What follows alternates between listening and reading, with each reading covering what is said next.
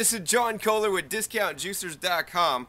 Today we have another exciting episode where we're going to talk about the Wells press. One of the common problems that I have heard with people that purchase a Wells press, and I actually had this problem myself, is that the Wells press will come to you. You'll be so excited to get it, you'll jack it all the way up to the top, and then the press will be stuck up to the top, and then you'll basically turn this thumb screw here.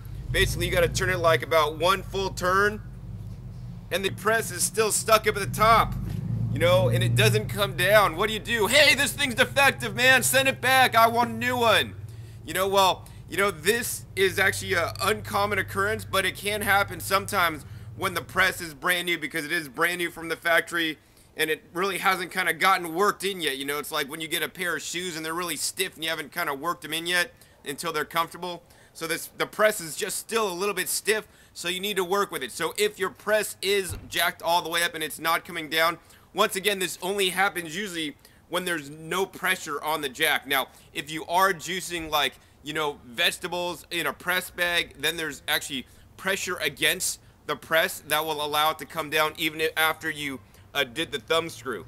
So the actual procedure to get this down, if it is stuck up, what you're going to want to do is you're going to take this screw, make sure it's all the way tight. So you're going to turn it all the way to the right side.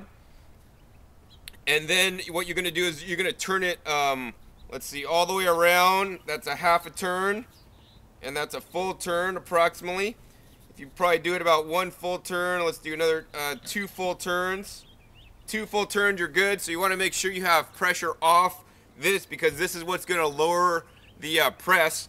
And once you have 2 full turns on that, then you're going to go ahead and go up to the top and see if this press plate that is stuck up against the top has any wiggle room. So in the case here, I'm actually able to wiggle this a little bit diagonal. And I don't know if you could see that on the video, but I've turned this press basically diagonal like this. Then I'm going to take both my thumbs and get on top of it and press down with all my might. Then I got it down. So, you know, you don't want to be jacking this up with nothing in there. Obviously, you're supposed to have this plate on here, and then also fill up your press bag or your press cloth with produce before jacking it up. So next, let's go ahead and try another way. If this way doesn't work, if your press plate doesn't move, let's go ahead and show you way number 2. So once again, we're going to go ahead and show you the second way, and this is the surefire way to get your press unstuck if it's been jacked up without any press bag. Now, once again, you don't want to be jacking it up without a press bag. If you have a press bag with all the pulp in there, you know, I've verified through the manufacturer that this thing never gets stuck in the up position.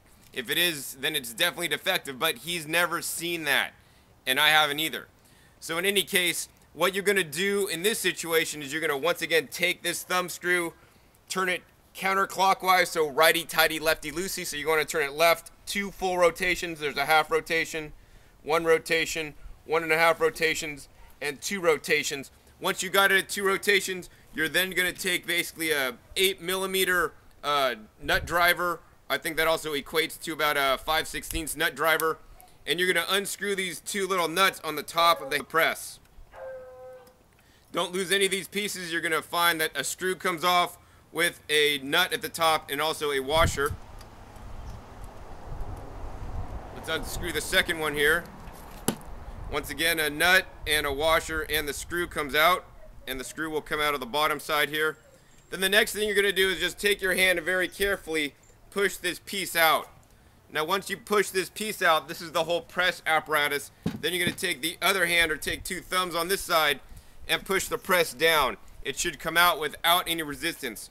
And then once again, you're going to have to put this part back in. So line it up once again like you took it apart. Put your screw in from underneath. Put it through the top. Put the washer on, and then put your nut on. Then once again, you're going to line up the hole on the other side and do the same exact thing.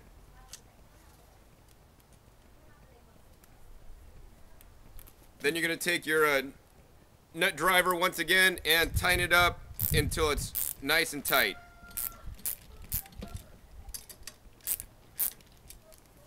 So that's how you unjam a Wells press if it is stuck in the up position. Once again, you know, it may ship in its up position, by accident, but most of the time they ship it in the down position because they don't want that happening to you.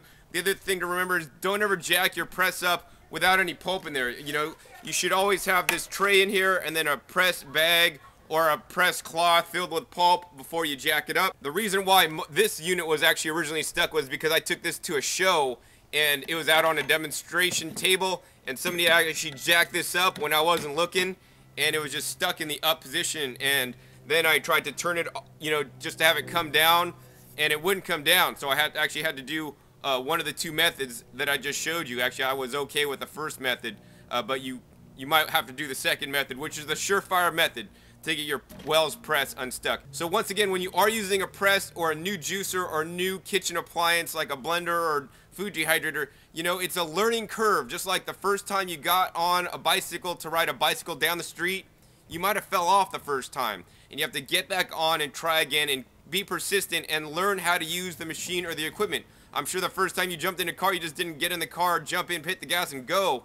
You know, you got to learn how to use the car, read the instructions, and use it properly. So be sure to refer to my other videos on using the Wells press, on proper instructions for use of the Wells press. After learning how to use the Wells press successfully, you will be getting all the pulp out of the juice, making a high quality juice with no fiber in it. I mean, so it's worth learning how to use it correctly. So once again, this is John Kohler with DiscountJuicers.com. Be sure to visit DiscountJuicers.com/YouTube for special promotional offers for our YouTube visitors.